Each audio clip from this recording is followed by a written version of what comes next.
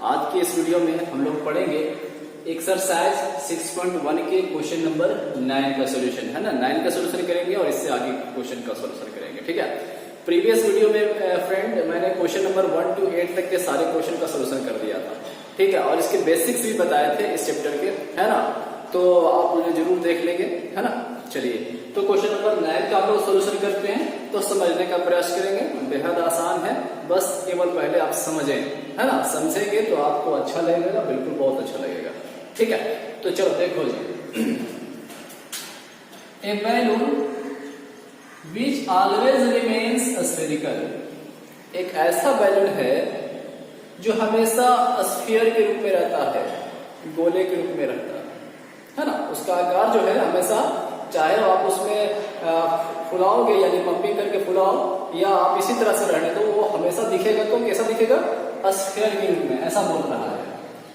A balloon which always remains spherical, okay, has variable radius, जिसका radius है वो सब बदलता रहता है ना। जैसे मान लीजिए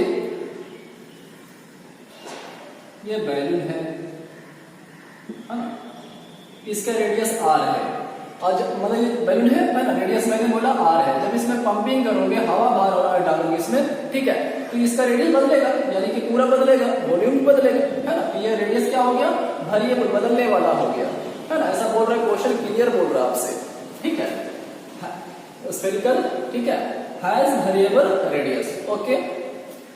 आगे जो आपसे सवाल पूछ रहा है, find the rate at which its volume is increasing, परिवर्तन का दर ज्ञात करें जहां इसका वॉल्यूम इंक्रीज कर रहा है। Volume is increasing with the radius, है ना, किसके साथ? रेडियस के साथ। या टाइम का बाद नहीं बोल रहा फ्रेंड, विथ रेडियस के साथ बोल रहा, विथ द रेडियस। अच्छा, when the letter is 10 centimetre, है ना। जब ये 10 रेडियस जो है वो 10 सेंटीमीटर का हो जाए तो इसका वॉल्यूम क्या बदलेगा, क्या चेंज होगा, ठीक है। तो ये आपका सॉल्यूशन करना है, इस तरह बनाना। देखिए सॉल्यूशन में लिखेंगे क्या। पहली बात जो इसमें आपको जरूरत है उसका नाम लिख लीजिए कि let r be the radius, be the radius of इसका, ये क्या है? स्फेरिकल बैलून है ना, ऐसा बोल रहा है। ये balloon which always remain spherical, ठीक है। तो यही बोलेंगे, r be the radius of spherical balloon, spherical balloon, okay. या ऐसा भी लिख सकते हैं, r be the radius of sphere, है ना। चलो, v be the volume, v be the volume of spherical balloon. चलो आगे बढ़ते हैं, और हम लोग सभी जानते हैं कि वॉल्यूम ऑफ स्फीयर क्या होता है, क्योंकि rate of change of volume तो निकालना है ना। यहाँ देखिए, find the rate at which its volume is increasing, परिवर्तन का दर ज्ञात करें जब इसका वॉल्यूम इंक्रीज करे, है ना, इंक्रीज कर रहा हो, तो मतलब कि रेट ऑफ चेंज हमको वॉल्यूम निकालना। तो पहले बताइए कि स्फीयर का वॉल्यूम का फॉर्मूला क्या होता है? 4/3 4/3 पाई आर क्यू, है ना, ओके। अब इसे आप डिफरेंशिएशन करेंगे किसके रिस्पेक्ट में? रेडियस के रिस्पेक्ट में, क्योंकि बोला था विद द रेडियस के साथ, है ना। चलिए, बहुत अच्छी बातों को आप पकड़ रहे हो। चलो ये देखो, डिफरेंशिएशन कर रहे हैं, रेट ऑफ चेंज निकाल रहे हैं, तो 4/3 तो ये कांस्टेंट है जी, इसी तरह से रह जाएगा। पाई भी कांस्टेंट है, कोई दिक्कत नहीं। आर क्यू का डिफरेंशिएशन जिस तरह से एक्स क्यू का होता है 3x², उसी तरह से आर क्यू का हम लोग लिख सकते हैं 3r², ओके, क्लियर ना। आर है, और हम लोग किसके रिस्पेक्ट में कर रहे थे? रेडियस आर ही की बात ना, तो ये इतना ही आपका हो चुका है। यहाँ पर dr/dt नहीं लिखना है, क्योंकि टाइम के रिस्पेक्ट में डिफरेंशिएशन नहीं कर रहे हैं, रेट ऑफ चेंज नहीं निकाल रहे हैं ना, तो इस बात को गौर करेंगे। तो आप अच्छा से लिख सकते हैं, dv/dr इज इक्वल टू 3 से 3 कट जाएगा जी, क्या मिलेगा? 4πr², 4πr², ठीक है। देखिए दिख रहा ना। अब आपका rate of change of volume निकल चुका है। लास्ट में बोला था कि जब लेटर रेडियस 10 सेंटीमीटर का हो जाए, जब अंत में है ना बाद में जो है वो रेडियस 10 सेंटीमीटर का हो जाए। चलो 10 में बैठा देते हैं, dv upon dr r is equal to 10 centimetre. तो 4 पाई का पाई r की जगह पर 10 बैठा दीजिए, 10 सेंटीमीटर। स्क्वायर है तो स्क्वायर लिख दिया है ना। चलिए जब लिख लेते हैं हम लोग, dv by dr r goes to 10 centimetre is equal to 10 का स्क्वायर कितने हो जाएंगे फ्रेंड? 100 है ना, 100 सेंटीमीटर स्क्वायर। अच्छा 100 को 4 से गुना करेंगे तो 400 पाई अच्छा सेंटीमीटर स्क्वायर। ठीक है, तो ये आपका फाइनल आंसर होगा। ओके ठीक है ना, आप इसे अच्छे से लिख लीजिए। ठीक है, आगे बढ़ते हैं फिर नंबर 10 देखेंगे फ्रेंड। बहुत इंपॉर्टेंट क्वेश्चन है फ्रेंड, है ना, कई बार ये एग्जाम में पूछे जा चुके हैं। ठीक है, तो ध्यान से इसको समझेंगे। लेडर है ना, लेडर हम लोग बोलते हैं सीढ़ी या सेना, है ना, जो चढ़ने के लिए लोग यूज करते हैं छत पे। ठीक है, तो वही बात कर रहा है ना, ये रियल लाइफ से आपका क्वेश्चन जुड़ा हुआ है जी। A ladder 5 metre long is leaning against a wall. ठीक है, एक सीढ़ी जो है, सेना जो है वो दीवार के विरुद्ध खड़ा है ना, against wall. The bottom of the ladder is pulled. देखिए जैसे ऐसा आप समझने का प्रयास करें, ये मान लीजिए वॉल है ना, ये दीवार है आपका, और ये सेना लगा दिया मैंने, सीढ़ी लगा दिया। ठीक है, अब क्वेश्चन बोल रहा है ना कि ये जो लेडर जो है वो 5 मीटर लॉन्ग है, लंबा है सीढ़ी। लेनिंग अगेंस्ट वॉल, दीवार के विरुद्ध खड़ा है। The bottom of the ladder is pulled. ये जो बॉटम है फ्रेंड, है ना, नीचे वाला जमीन वाला छोर, वो घसक जाता है। क्या होता है? घसक जाता है। ठीक है, तो अगर मान लीजिए यहां पर, यानी कि अगर ऐसे हो जाए,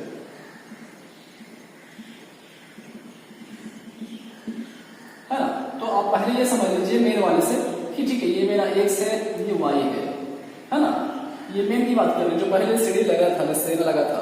ठीक है, अब क्या कर रहा है, ये पुल्ड कर रहा है, घसक जा रहा है। ठीक है, घसक रहा है। Is pulled along the ground, है ना, ग्राउंड के साथ, away from the wall, wall से दूर।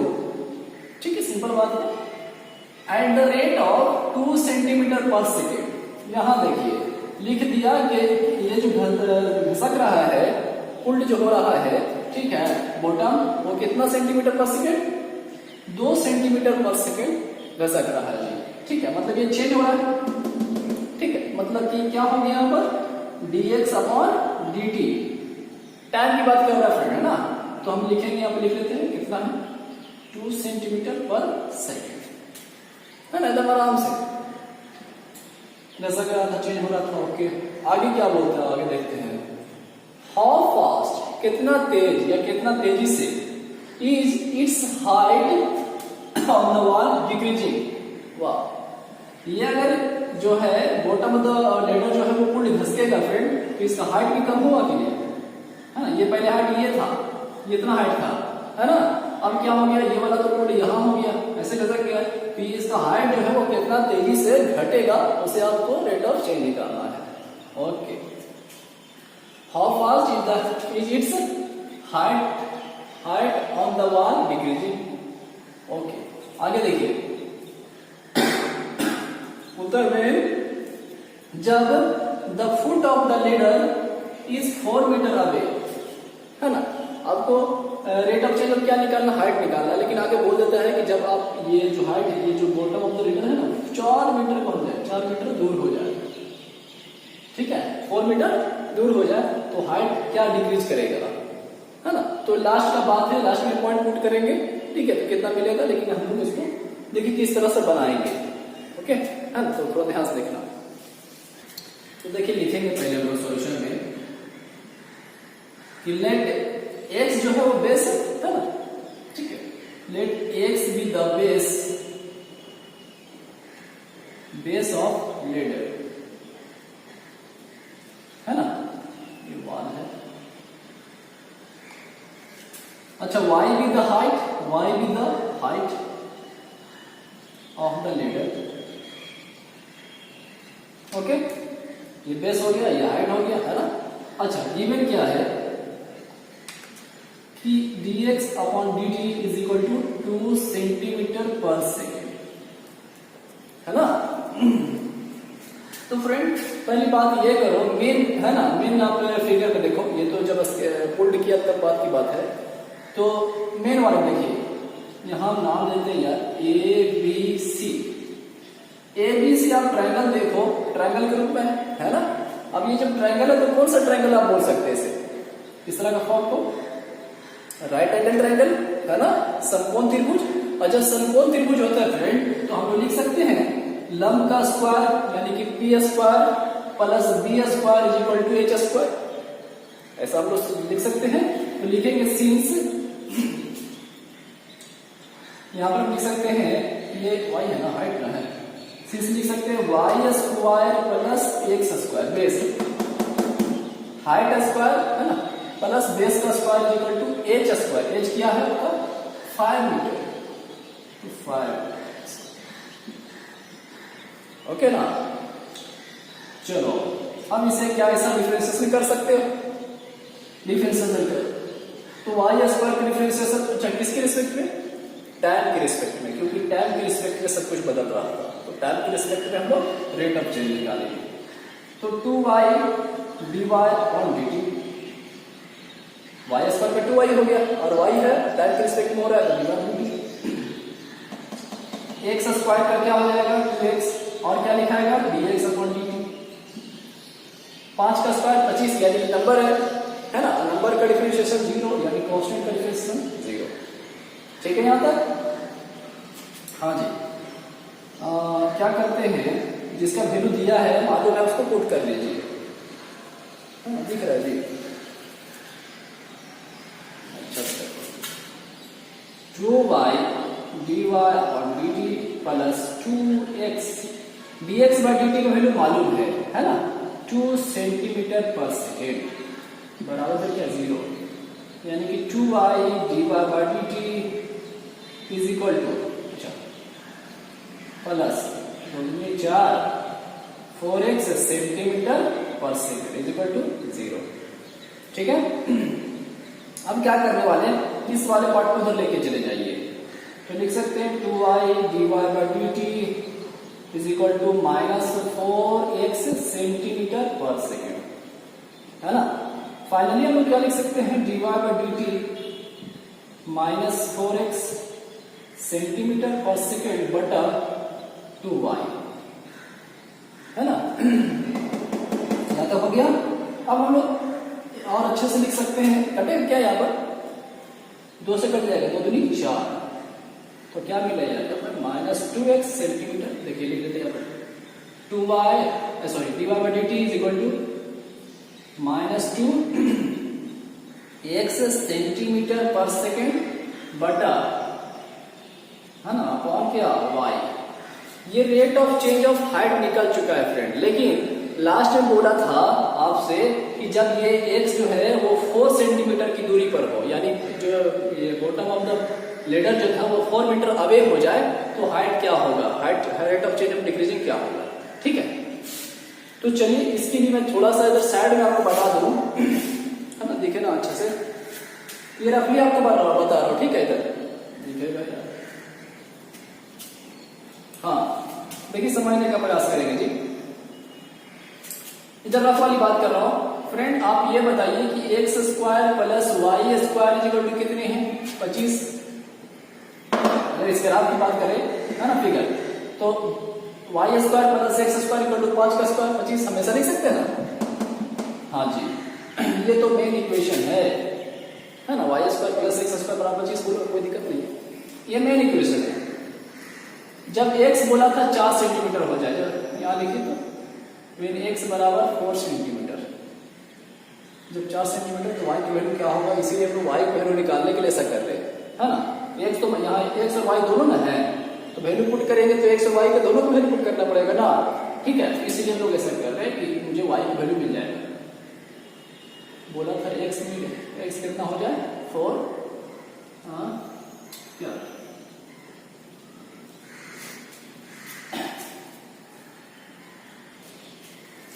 x अगर 4 हो जाए तो 4 का स्क्वायर 16 प्लस वाई स्क्वायर इक्वल टू 25, यानी वाई स्क्वायर बराबर 25 माइनस 16, वाई स्क्वायर बराबर 9, वाई बराबर 3।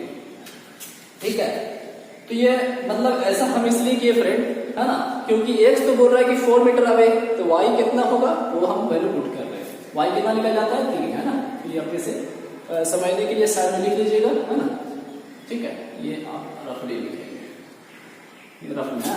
तो यहाँ पे लिखेंगे dy बाय dt, यानी rate of change of height निकल चुका है ना। तो x बराबर 4 और y बराबर कितना निकला जी 3।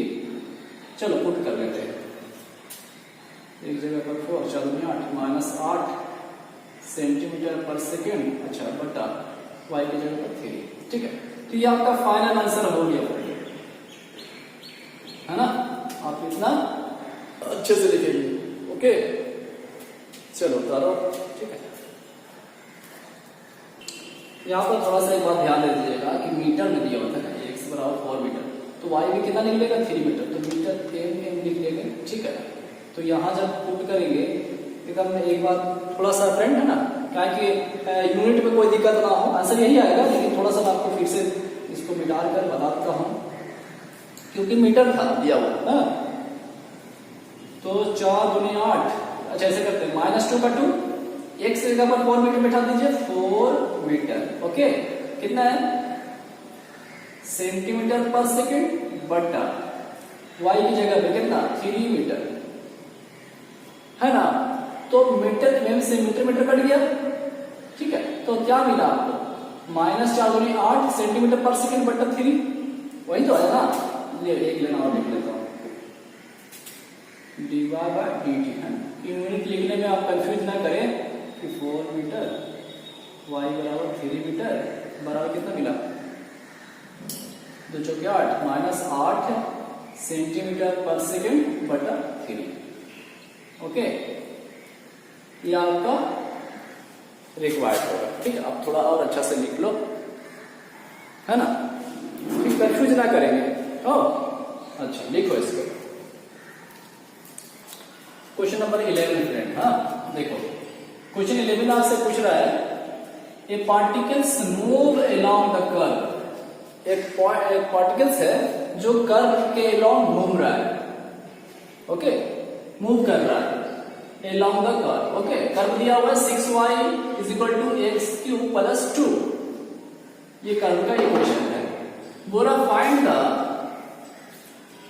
The points on the curve, तो पॉइंट्स फाइंड करना है उस कर्व पर कि वो पॉइंट कौन सा है, एट विच, जहां पर the y coordinate is changing 8 times as fast as x coordinate. ठीक है, तो देखिए इसको ग्राफ से समझने का प्रयास करें, रफली हम लोग बना रहे हैं।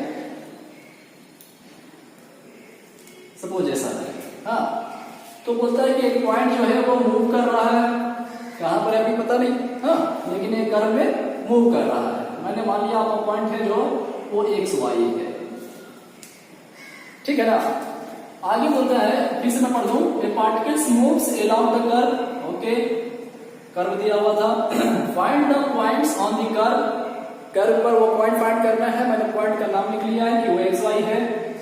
Eight which y coordinate is changing, y coordinate, जो y कोऑर्डिनेट है ना फ्रेंड, वो चेंज हो रहा है, यानी कि बदल रहा है, ओके।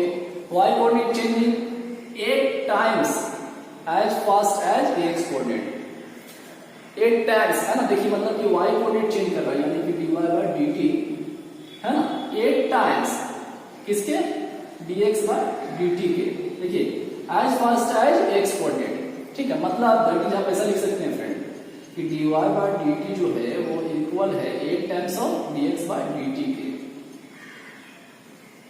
ठीक है। ये क्वेश्चन बोल रहा है ना, इस चीज को यूज करेंगे, ठीक है। पॉइंट्स हम लोग को फाइंड करना है ना, कि ये कर्व पर। तो चलिए देखिए किस तरह से सॉल्यूशन करेंगे।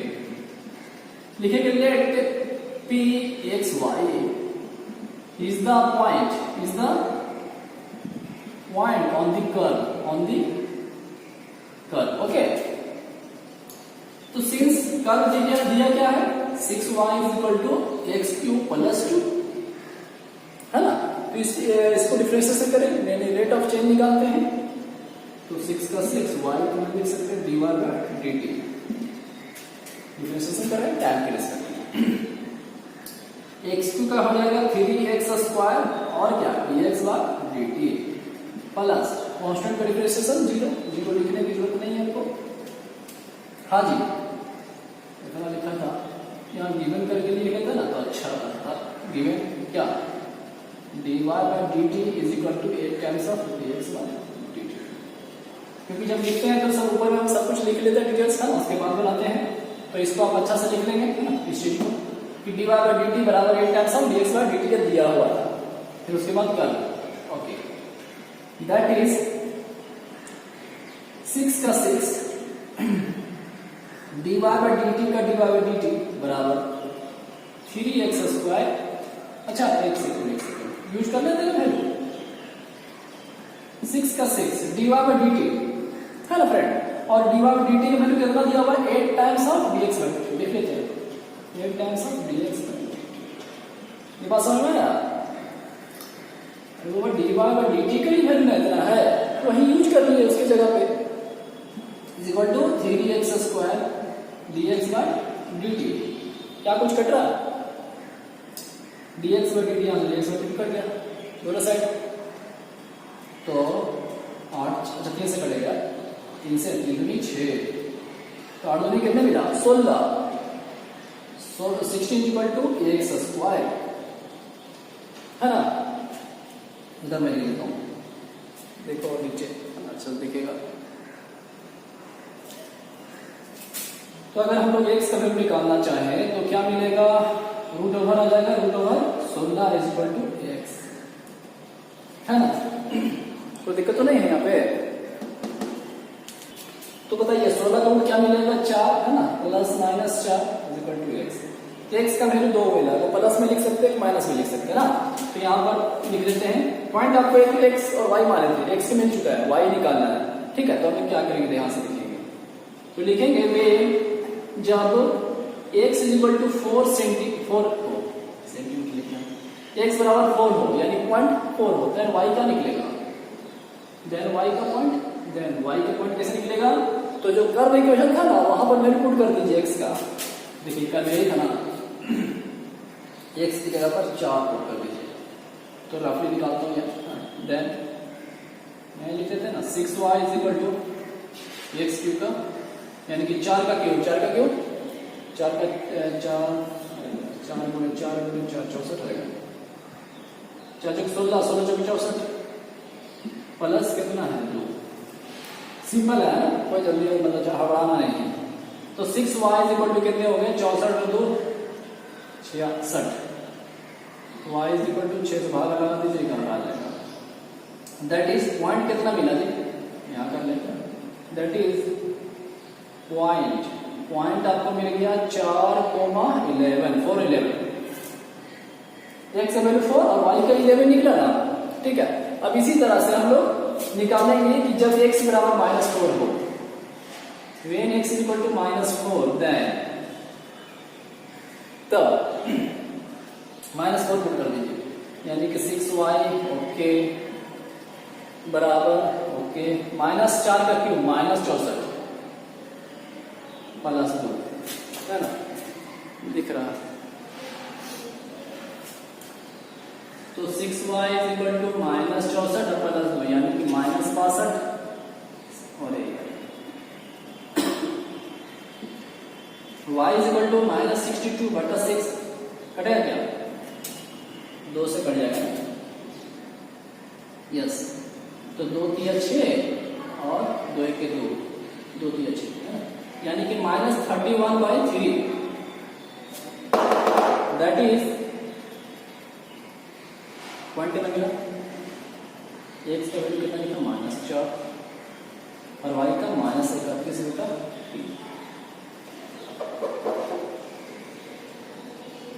ठीक है फ्रेंड, है ना। तो आप अच्छे से लिखेंगे, हाँ ओके। चलो आप इसे लिखो अच्छे से। क्वेश्चन नंबर 12 ठीक है, देखो क्वेश्चन नंबर 12 जो है वो ध्यान से देखिए। बोलता है the radius of an air bubble. ठीक है, एयर बबल जैसे मतलब कभी कभी क्या होता है ना, आप कोई चीज जैसे टब में है ना, टब में आप कभी सर्फ धोने हो है ना, तो देखते हो छोटा छोटा सा जो है वो एयर बन जाता है गोला गोला सा, मतलब क्या बोलते हैं उसको, बनता है ना जैसा स्फीयर के जैसा गोल गोल। ठीक है, तो वही बोलता है कि एयर बबल जो है वो इंक्रीज कर रहा है, मतलब उस टब की बात नहीं कर रहा, वो एयर बबल की बात कर रहा है। Air bubble the radius of an air bubble is increasing. ठीक है, वो क्या कर रहा है, इंक्रीज कर रहा है, is increasing at the rate of half centimetre पर सेकेंड। मतलब कि जो रेडियस है ना जी वो इंक्रीज करना बढ़ रहा है, मतलब कि dr by dt is equal to कितना, हाफ सेंटीमीटर पर सेकेंड। ओके, बोलता है आगे एट व्हाट रेट, इस दर से is the volume of the bubble increasing. तो इसका जो मतलब ये जब रेडियस बढ़ रहा है तो वॉल्यूम बढ़ेगा, वॉल्यूम बढ़ेगा ना। ठीक है, तो किस दर से इसका वॉल्यूम इंक्रीज होगा वो आपको निकालना है, यानी कि rate of change of volume निकालना है। ठीक है, तो देखिए किस तरह से हम लोग इसको सॉल्यूशन करेंगे। लिखेंगे let r be the radius, r be the radius of air bubble, air bubble है ना। अच्छा, v विद द वॉल्यूम, क्योंकि वॉल्यूम निकालना है ना, तो लिख लेते हैं v से वॉल्यूम निकाले, v with the volume of air bubble. Okay, अच्छा गिवन क्या दिया हो जी, dr by dt half centimetre पर सेकेंड। और हम सभी जानते हैं कि वॉल्यूम का फॉर्मूला क्या होता है, ये जो दिख रहा है वो स्फीयर के रूप में है, स्फीयर है ना गोला जैसा। तो गोले का आयतन क्या होता है जी, गोले का वॉल्यूम मतलब वही volume of sphere 4/3 pi r cube है ना। कई बार क्वेश्चन मतलब बना है इसका वॉल्यूम का। तो डिफरेंशिएशन करिए, रेट ऑफ चेंज निकालेंगे किसके रिस्पेक्ट में करें बताइए, टाइम के रिस्पेक्ट में, क्योंकि टाइम के रिस्पेक्ट में इसका रेडियस बढ़ रहा था। तो dv बाय dt 4/3 पाई का पाई आर क्यू का क्या हो जाएगा जी 3r स्क्वायर, और क्या लिखा है dr by dt, dv by dt is equal to 3 से 3 कट जाएगा 4 pi r square dr by dt। तो dv बाय dt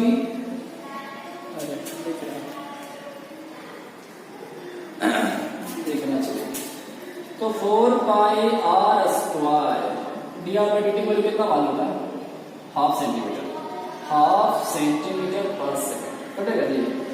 2 दूनी 4, चलो इधर लिख लेते हैं, एक ना लिखा ही जाएगा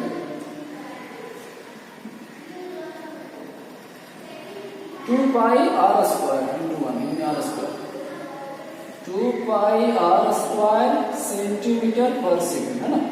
सब कुछ अच्छे से लिखना है बस। ये आपका rate of change of volume निकल चुका है फ्रेंड है ना। यहाँ पर लिख देता हूँ कि dv by dt is equal to 2 pi r square. लेकिन लास्ट में बोला था कि जब रेडियस कितना हो जाए 1 सेंटीमीटर, देखिए क्वेश्चन को ध्यान से देखेंगे ना, तो क्वेश्चन बोला था कि रेडियस जब 1 सेंटीमीटर हो जाए तो rate of change of volume क्या है। चलो 1 बैठा देते हैं लास्ट में, r is equal to 1 centimetre, तो 2 पाई का 2 पाई 1 सेंटीमीटर का स्क्वायर इंटू सेंटीमीटर, तो 2 पाई और सेंटीमीटर स्क्वायर यहाँ पे सेंटीमीटर पर सेकेंड, स्क्वायर यहाँ पर आएगा और यहाँ पर सेंटीमीटर यानी कि सेंटीमीटर क्यूब पर सेकेंड। ओके,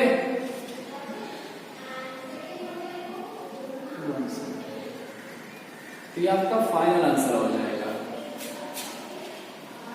सेंटीमीटर स्क्वायर यहाँ, सेंटीमीटर सेंटीमीटर क्यूब पर सेकेंड के परसेंट। ठीक है, अच्छे से आप लिख लीजिए। 13 है ना, ध्यान से देखेंगे, ये क्वेश्चन पूछा गया है, बहुत इंपॉर्टेंट क्वेश्चन है। ठीक है, तो जो हम आपको बता देते हैं कि इंपॉर्टेंट क्वेश्चन है उसको ज्यादा थोड़ा ध्यान देना, बिल्कुल ध्यान से आपको करेंगे है ना। तो देखिए बस थोड़ा सा इसमें फर्क किया है, काम वही हम लोग जो करते आ रहे हैं, रेट ऑफ चेंज है ना। देखिए a balloon which which always remain spherical, ठीक है, एक बैलून जो है वो हमेशा स्फेयर के रूप में रहता है। हैज वेरिएबल डायमीटर, यहाँ रेडियस नहीं दिया, डायमीटर दे दिया, तो क्या दिक्कत है, हम लोग रेडियस निकाल लेंगे उसका। जो डायमीटर है, मान लीजिए डायमीटर 14 दिया, तो इसका रेडियस कितना हो जाएगा, 7 आधा, है ना, बहुत जानते हैं आप लोग। हाँ, तो डायमीटर दिया हुआ है, ओके, डायमीटर दिया 3/2, 2x + 1, ठीक है। फाइंड द रेट, परिवर्तन का दर ज्ञात करें। Find the rate of change of its volume, क्या निकालना, rate of change of its volume, ठीक है, विथ रिस्पेक्ट टू x, ध्यान दीजिए किसके रिस्पेक्ट में निकालना है, x के रिस्पेक्ट में, यही इंपॉर्टेंट बात है। हाँ, तो देखिए स्फीयर है ना, स्फेरिकल बात हो रहा है, तो स्फीयर के ऊपर हम चलिए देखिए, मान लीजिए यहाँ पर मैं एक स्फेरिकल बैलून बना दिया, इसका डायमीटर दिया हुआ है, कितना दिया हुआ है, 3/2 और 2x + 1, ठीक है, तो इसका रेडियस कितना हो जाएगा, इस सब का बटा दो, है ना, यानी कि 3/2 2x + 1 बटा दो, तो कितना लिखेंगे, यह आपका हो जाएगा बटा 2, तो 3/4 2x + 1, समझ आया, ऐसा नहीं काट दीजिएगा जी, हाँ, बटा ही है, ठीक है, तो 3/4 2x + 1 बटा चाहिए, यहाँ इसमें रहने दीजिए या इसके साथ लिख लीजिए, 3/4 एक ही बात है, ओके, अच्छा लिख लेते हैं, चलिए, let r be the radius, की जरूरत है क्या, हाँ, let r be the radius of क्या, स्फेरिकल बैलून, स्फेरिकल बैलून, ठीक है ना, v be the volume of spherical balloon, है ना, आप अच्छे से मतलब देखेंगे, ओके, हाँ जी, तो हम लोग सभी जानते हैं कि वॉल्यूम क्या होता है, अच्छा जो दिया वो उसको लिख लेते हैं, एंड गिवन v बराबर 3/2 2x + 1, इसलिए r बराबर कितना हो जाएगा, 3/4 2x + 1, ठीक है ना। चलिए अब काम करते हैं कि सिंस वॉल्यूम का फॉर्मूला होता है 4/3 πr³ स्फीयर का, क्योंकि स्फेरिकल बैलून है, तो यहां पर ध्यान देना फ्रेंड, है ना, कि रेट ऑफ चेंज जो निकालना है वो x के रिस्पेक्ट में, यहां बोल दिया था, तो क्या इसमें x दिख रहा, क्या दिख रहा है, तो ऐसा हम लिखेंगे, थोड़ा सा चेंज करेंगे, v बराबर 4/3 पाई का पाई r³ r का वैल्यू तुम जान रहे हो, r का वैल्यू मालूम है तो यूज कर लीजिए, कितना 3/4 2x + 1, देखो r का वैल्यू यूज किया मैंने इतना, और उसका क्या q, ओके, दिख रहा ना, b बराबर, थोड़ा सिंप्लीफाई कर लेते, तो उसके बाद डेरिवेटिव्स करेंगे, डिफरेंशिएट करेंगे, मतलब रेट ऑफ चेंज निकालेंगे। ये जो q है इस पार्ट, पूरे पार्ट के लिए, यानी 3/4 के लिए भी और इस पार्ट के लिए भी, तो इसका q कितना हो जाएगा, 27 और 4 का q 64, और बाकी रहने देते हैं 2x + 1 का q, ओके, ये जो q है इस नंबर के लिए स्क्वायर करके लिए q करके लिख दिया, और यहाँ पर q रहने दिया, 3 × 27 16 × 4 64, तो क्या मिलेगा, v बराबर 9 और पाई बचेगा 9 पाई बटा 16 2x + 1 का क्यूब। अब देखिए जो वॉल्यूम जो है वो इतना आ चुका है ना, x की वेरिएबल के फॉर्म में, अब हम लोग इसको क्या करेंगे, डेरिवेटिव मतलब डिफरेंशिएशन करेंगे, रेट ऑफ चेंज निकालेंगे x के रिस्पेक्ट में, मतलब x के रिस्पेक्ट में डिफरेंशिएशन करना है, dv/dx 9 pi by 16 9 pi by 16, कोई दिक्कत नहीं। चलो इसको तो देखना ध्यान से फ्रेंड, इस पूरे पार्ट को आप x मान लीजिए, x का क्यूब का डिफरेंशिएशन 3x², 3x², x किसको बोला, इस पूरे पार्ट को, हो गया, x मान का काम हो चुका है। लेकिन ये क्या x था, नहीं, 2x प्लस 1 था। अंदर वाले का डिफरेंशिएशन करो, पहले पावर का हो चुका है, फिर 2x का आ जाएगा 2, है ना, 2 और x का 1 तो 2 और प्लस 1 1 का तो 0, मतलब क्या था फाइनली 2 ही लिखा है। ओके, अच्छा कुछ कट रहा है क्या, दो 16, तो क्या मिला, dv बाय dx बराबर 27 बटा 8, अच्छा पाई छोटा, पाई 2x प्लस 1 का स्क्वायर, है ना फ्रेंड। तो ये आपका इतना फाइनल आंसर होगा, आप अच्छे से लिखना फ्रेंड ना, बहुत इंपॉर्टेंट, बहुत खास क्वेश्चन है, ठीक है। चलिए आप इतना कर लीजिएगा, ठीक है। नेक्स्ट जो क्वेश्चन बचे हुए हैं वो नेक्स्ट वीडियो में आपको पूरा कंप्लीट कर देंगे, ठीक है। Thank you ji.